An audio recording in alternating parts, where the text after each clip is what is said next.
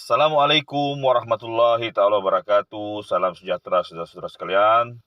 Alhamdulillah berjumpa lagi kita di channel yang serba simple, channel Malaysian Respond. Oke saudara-saudara, pada kali ini kita akan membincangkan atau mengupas tentang kemungkinan keputusan pilihan raya umum jika ianya berlaku sekarang atau mungkin dalam bulan 8, bulan 9. Ramai orang kata, kau ini mengarut apa bro? Mandat masih lama. Mandat kerajaan sekarang ini baru berlangsung setahun lebih. Tapi kita kena ingat satu faktor saudara-saudara. PRN bakal berlangsung pada bulan Julai nanti. Kerana kebanyakan DUN akan dibubarkan bulan 6 di 6 buah negeri ini. Jadi apabila berlaku satu power shifting yang besar, keputusan luar dugaan di 6 negeri ini, terutama di Selangor dan Negeri Sembilan, maka berkemungkinan struktur yang ada di peringkat pusat juga ikut berubah.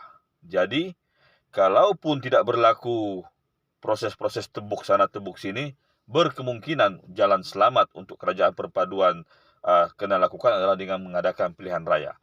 Jadi saudara-saudara, jika berlaku pilihan raya, ada dua teori yang kita guna pakai untuk menentukan kemungkinan keputusan yang berlaku.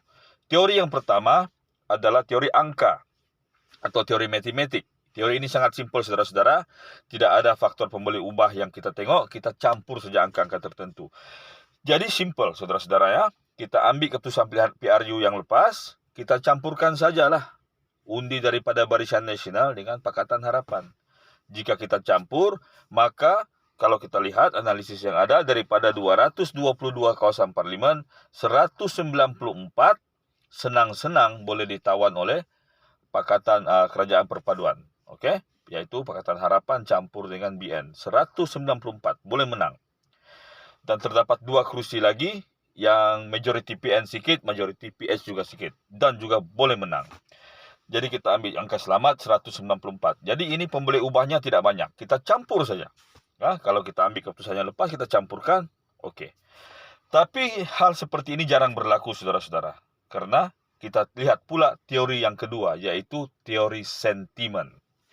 Nah, teori sentimen ini berbeza dengan teori angka. Teori sentimen, dia ada banyak faktor pembeli ubah yang kita harus kaji. Yang pertama sekali, prestasi kerajaan perpaduan. Kalau menurut penyokong Pakatan Harapan, PMX terbaik, semua terbaik. Tapi kalau melihat kepada penyokong Perikatan Nasional pula, mereka merasakan hal ini adalah satu kegagalan. Jadi kita harus dengar suara pihak yang ketiga, yaitu pengundi atas pagar. Melihat kepada sentimen sekarang, saya rasa pengundi atas pagar dengan faktor pemberian KWSP yang dihalang, dengan faktor OPR yang naik, dengan faktor ringgit yang lemah, serta tadbir urus dan tata kelola yang orang cakap ada sikit-sikit tidak menjadi, maka saya rasa berkemungkinan besar faktor ini akan swing kepada pengundi atas pagar untuk mengundi Perikatan Nasional. Okey, itu pembeli ubah yang pertama. Kedua, keserasian di pihak Pakatan Harapan dan Barisan Nasional. Sudah tentu ada masalah pembahagian kerusi. Apabila ada masalah pembagian kerusi, rasa tidak puas hati timbul. Kemudian keserasian yang kedua adalah bagaimana UMNO dan DAP boleh saling menerima. Dalam isu ini saya rasa DAP dan para penyokongnya agak matang. Mereka mungkin tidak ada perasaan yang bukan-bukan. Mereka boleh menerima gabungan berkenaan. Tapi penyokong UMNO, termasuk akar umbinya, mungkin ada yang mempunyai sentimen yang agak kuat untuk tidak menerima gabungan dengan DAP. Boleh jadi. Kalau ini berlaku, maka tidak mustahil undi berkenaan pun akan diperolehi oleh Perikatan Nasional.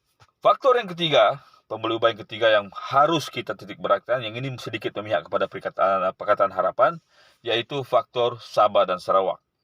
Seperti kita tahu, Pakatan Harapan dengan bijaknya telah menjadikan isu kalimah Allah untuk menarik perhatian pengundi-pengundi non-Muslim yang ada di Sabah dan Sarawak. Jadi beberapa kerusi non-Muslim yang ada di Sabah Sarawak yang sebelum ini rapuh atau pihak GPS saja, berkemungkinan boleh ditawan oleh Pakatan Harapan jika mereka meletakkan calon. Jadi saudara-saudara, apabila kita lihat kedua-duanya, teori angka menunjukkan 194 kerusi memihak kepada Pakatan Harapan. Tetapi teori sentimen tidak memberikan sebarang angka. Bagaimanapun kalau kita lihat sentimen yang berlaku sekarang, maka saya rasa walaupun tipis, Perikatan Nasional mempunyai peluang untuk menang sekurang-kurangnya 131 kerusi. pertaining Sabah dan Sarawak tidak secara total mengundi Pakatan Harapan. Jadi antara dua nih pula isu yang timbul, antara dua nih mana yang bakal berlaku? Teori angka kah atau teori sentimen? Teori angka jarang-jarang berlaku, saudara-saudara. Teori angka jarang-jarang berlaku karena orang memilih berdasarkan sentimen. Oke.